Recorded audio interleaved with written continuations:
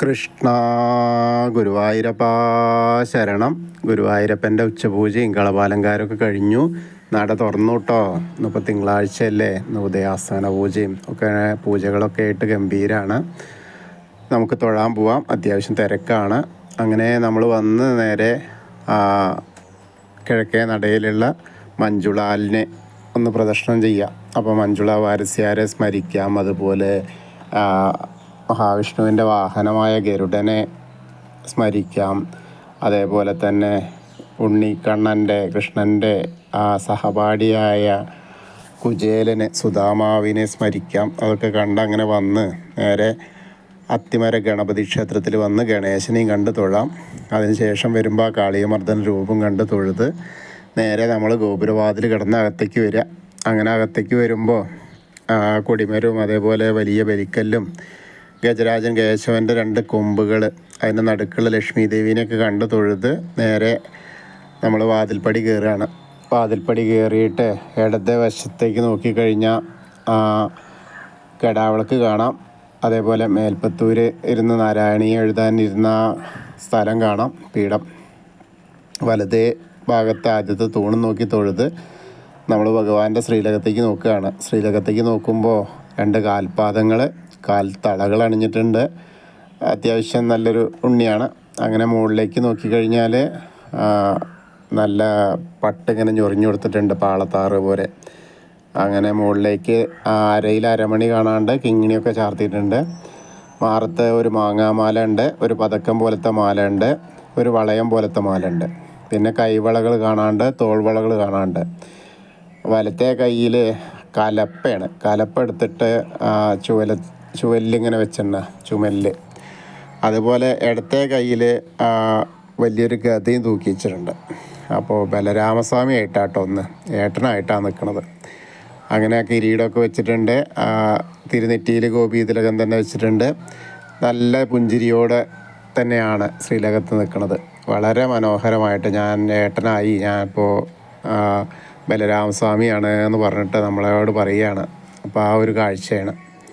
അതേപോലെ 2 തിരുമുടിമാലകളാണ്, തെച്ചിയുടെയും തുളസിയുടെയും അതേപോലെ വെളുത്ത പൂവിൻ്റെയും തുളസിയായിട്ടുള്ളത്. അതേപോലെ 2 ഉണ്ടമാലകളുണ്ട്.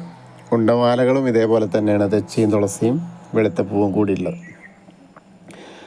അങ്ങനെ നല്ല രസമായിട്ടാണ് കാണുന്നത്. അപ്പോൾ നമ്മൾ ഇപ്പോൾ ഭഗവാന്റെ ശ്രീലകത്തേക്ക് നോക്കിയിട്ട് ആ സോപാനപ്പടിയിൽ നിൽക്കുകയാണ്. എല്ലാവരും മനസ്സുകൊണ്ട് ഭഗവാന്റെ സോപാനപ്പടിയിൽ നിന്ന് ഭഗവാന്റെ ശ്രീലകത്തേക്ക് നോക്കി കാണുന്ന കാഴ്ചയാണ് ആ ബലരാമസ്വാമിയായിട്ട് കളഭാലങ്കാരത്തിൽ ചതുർബാഹുവായ വിഗ്രഹത്തിൽ നിറഞ്ഞു നിൽക്കുകയാണ് കേട്ടോ ഭഗവാൻ. ഭക്തരെ എല്ലാവരെയും അനുഗ്രഹിക്കാനായിട്ട്. അപ്പോൾ നന്നായിട്ട് പ്രാർത്ഥിച്ചോളൂ. അപ്പോൾ ആ ഗുരുവായൂരപ്പൻ്റെ ബലരാമസ്വാമിയുടെ അനുഗ്രഹം നമ്മളിലേക്ക് എത്തും. നന്നായിട്ട് പ്രാർത്ഥിച്ചോളൂ കേട്ടോ. അങ്ങനെ തൊഴുത് ഇറങ്ങിക്കഴിഞ്ഞാൽ അഗ്നികോണിലുള്ള ബലിക്കല്ലും ഭഗവാന്റെ തിടപ്പള്ളിയും അതേപോലെ ആ ചുവരിൻ്റെ മുകളിലേക്ക് നോക്കി ആലിലക്കണ്ണനെയൊക്കെ കണ്ട് തൊഴുത് സപ്തമാതാക്കളെയും കണ്ട് തൊഴാം.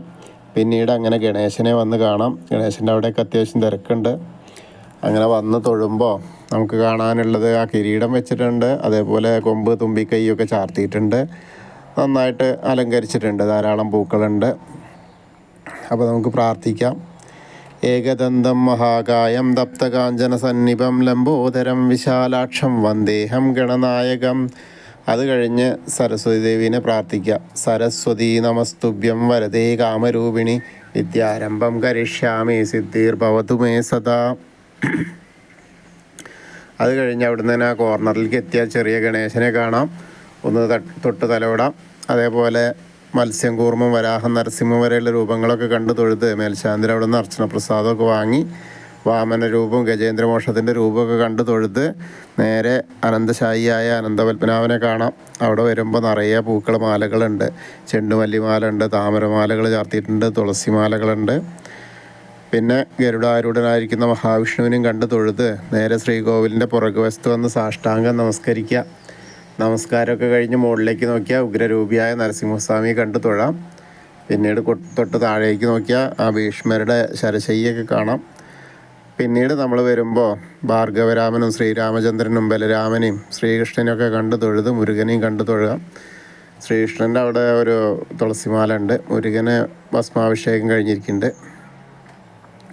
പിന്നീട് ഹനുമാൻ സ്വാമിയുടെ അടുത്ത് വരുമ്പോൾ കുറച്ച് കുങ്കുമം മാത്രമേ ഉള്ളൂ, മാലകളൊന്നും കാണാനില്ല.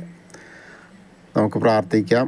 ത്വമസ്മിൻ കാര്യനിര്യാഗേ പ്രമാണം ഹരിസത്തമ ഹനുമാൻ യജ്ഞമാസ്തായ ദുഃഖക്ഷയകരോ ഭവ മനോജവം മാരുതതുല്യവേഗം ജിതേന്ദ്രിയം ബുദ്ധിമതാം വരിഷ്ടം വാദാത്മജം വാനരയൂഥമുഖ്യം ശ്രീരാമദൂതം ശിരസാ നമാമി.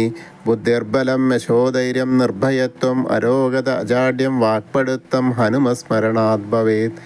ഓം നമോ ഭഗവതേ ആഞ്ജനേയായ മഹാബലായ സ്വാഹ. അത് കഴിഞ്ഞ് അങ്ങനെ വരുമ്പോൾ രാധാകൃഷ്ണ വിഗ്രഹവും കാളിയമർദ്ദന രൂപവും വെണ്ണക്കണ്ണനെയൊക്കെ കണ്ട് തൊഴാം. പിന്നീട് അങ്ങനെ ഓവിൻ്റെ അവിടെ ഒന്ന് പ്രാർത്ഥിക്കാം.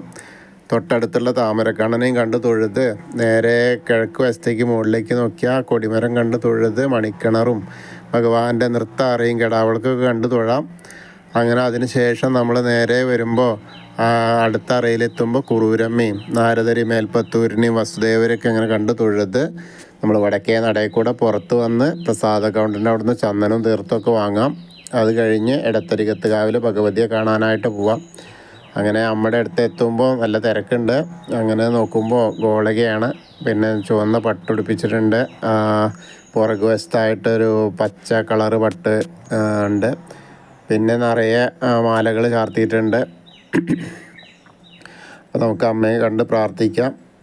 സർവമംഗളമാംഗല്യേ ശിവേ സർവാർത്ഥസാധികേ ശരണ്യേ ത്രയംബകേ ഗൗരി നാരായണി നമോസ്തുതേ. അമ്മയെ കണ്ട് തൊഴുത് അവിടുന്ന് വരുമ്പോൾ ആ കോർണറിലെത്തിയാൽ വടക്ക് പടിഞ്ഞാറ് ഭാഗത്തേക്ക് നോക്കി തിരിഞ്ഞ് നിന്ന് മമ്മിയൂരപ്പനെ മനസ്സിൽ വിചാരിക്കുക. എന്നിട്ട് മമ്മിയൂർ പോകുന്നതായിട്ട് സങ്കല്പിച്ച് നമശിവായ നമശിവായ നമശിവായ എന്നുള്ള പഞ്ചാക്ഷരി മന്ത്രം ജപിക്കുക. അപ്പോൾ നമ്മൾ മമ്മിയൂർ പോയിട്ട് ദർശനം കിട്ടിയ പോലെയാവും. അതിനുശേഷം വീണ്ടും നമ്മൾ കൊടിമരത്തിൻ്റെ അവിടെ വന്ന് ഭഗവാന്റെ ശ്രീലകത്തേക്ക് നോക്കിയിട്ട് ആ ബലരാമസ്വാമിയെ കണ്ട് തൊഴുത് പ്രാർത്ഥിക്കാം. അതിനുശേഷം കൂത്തമ്പലത്തിലും വന്ന് തൊഴാം, പ്രാർത്ഥിക്കാം, ആ കടവൾക്ക് കാണാം. പിന്നീട് അയ്യപ്പസ്വാമിയുടെ അടുത്ത് വരാം. അയ്യപ്പസ്വാമി ഇന്നും വളരെ സുന്ദരനായിട്ടാട്ടോ മയിൽപീലിയൊക്കെ വെച്ചിട്ട് തന്നെയാണ്. എന്തായാലും ഇപ്പോൾ കുറച്ച് ദിവസമായിട്ട് എന്നും മയിൽപീലിയായിട്ടുള്ള ഉണ്ണിക്കണ്ണൻ്റെ പോലെയാണ്, നല്ല അലങ്കാരത്തോട് കൂടിയിട്ടാണ്. അപ്പോൾ നമുക്ക് അയ്യപ്പസ്വാമിയെ പ്രാർത്ഥിക്കാം. ഭൂതനാഥ സദാനന്ദ സർവഭൂതദയാപര രക്ഷ രക്ഷ മഹാബാഹു ശാസ്തേ സ്തുഭ്യം നമോ നമാം. അത് കഴിഞ്ഞ് അവിടുന്ന് പ്രദക്ഷിണമായിട്ട് വന്ന് പടിഞ്ഞാറ് നടയിലുള്ള ദീപസ്തംഭത്തിൻ്റെ മുകളിലുള്ള വേണുഗോപാലിനെയും കൊടിമരത്തിൻ്റെ മുകളിലുള്ള ഗരുഡധ്വജനെയും കണ്ട് തൊഴുത് നേരെ നമ്മൾ പടിഞ്ഞാറ് നടയിൽ കൂടെ പുറത്ത് വന്ന് രുദ്രതീർത്ഥ കുളത്തെ പ്രദക്ഷിണം ചെയ്യുക. പ്രദക്ഷിണം ചെയ്യുമ്പോൾ നടുക്കിലേക്ക് നോക്കിയാൽ കാളിയമർദ്ദന രൂപിയെ കണ്ട് തൊഴാം. പിന്നീട് അങ്ങനെ വന്ന് നമ്മൾ നേരെ കാണുന്നത് നാരായണാലയമാണ്. അവിടെ കയറി കഴിഞ്ഞാൽ പൂന്താനം തിരുമേനി പൂജിച്ചിരുന്ന ഉണ്ണിക്കണ്ണൻ്റെ വിഗ്രഹം കണ്ട് തൊഴാം. അതിനുശേഷം നമ്മൾ വീണ്ടും ഭഗവതി നടയിലും കിഴക്കേ നടയിലും വന്ന് പിന്നെ തെക്കേ നടയിലേക്ക് വന്ന് കൂവളത്തെ പ്രദക്ഷിണം ചെയ്യുക. പ്രദക്ഷിണം ചെയ്യുമ്പോൾ മഹാദേവനും പാർവതീദേവീനെയൊക്കെ മനസ്സിൽ വിചാരിക്കുക. അപ്പോൾ അവരുടെ അനുഗ്രഹം നമ്മളിലേക്ക് എത്തും. അപ്പോൾ നമ്മൾ ഇന്നത്തെയും ഗുരുവായൂരപ്പൻ്റെ ഉച്ചപൂജയും കളപാലങ്കാരമൊക്കെ കണ്ടു തൊഴുതു. എല്ലാവർക്കും ആ ഗുരുവായൂരപ്പൻ്റെ അനുഗ്രഹം ലഭിക്കും. കൃഷ്ണായ വാസുദേവായ ഹരയേ പരമാത്മനെ പ്രണത ക്ലേശനാശായ ഗോവിന്ദായ നമോ നമഃ. ഹരേ കൃഷ്ണ. ഗുരുവായൂരപ്പാ ശരണം.